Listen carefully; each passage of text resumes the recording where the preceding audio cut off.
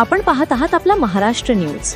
आता राज्य सरकारने यंदा पीक पाहणी बंधनकारक केली आहे आणि ती देखील शेतकऱ्यांनाच करायची आहे। तलाठी किंवा इतर जे काही कर्मचारी त्यांना पीक पाहणी करता येणार नाही, त्यांना हस्तक्षेप करता येणार नाही। त्यांना केवळ सुधारणा करण्याचा म्हणजे शेतकऱ्यांकडून काही चुकलं तर त्यामध्ये सुधारणा करण्याचा अधिकार दिल्याचं तलाठ्यांचं म्हणणं आहे। आता सरकारने पीक पाहणी बंधनकारक केली, जर पीक पाहणी नसेल तर पीक विम्याचा लाभ मिळणार नाही। पीक विम्याचा जेव्हा GR आला तेव्हा आपण ते वाचलंच आहे। आता जे काही अतिवृष्टी झाली त्या अतिवृष्टीच्या मदतीसाठी देखील शेतकऱ्यांना पीक पाहणी बंधनकारक करण्यात आली आहे। म्हणजे मागच्या 8-10 दिवसांमध्ये जे आपल्या पिकांचं नुकसान झालं त्याची मदत पीक पाहणी केली नसेल तर मिळणार नाही। त्यासोबतच आता सगळ्या शेतीमालाचे बाजारभाव सध्या पडलेले आहेत, त्यामध्ये आपलं महत्त्वाचं पीक कापूस आहे, सोयाबीन आहे, तसंच इतर कडधान्य पीक आहे। यांची जर आपल्याला विक्री सरकारला हमी भावानं करायची असेल तरी देखील पीक पाहणी बंधनकारक आहे।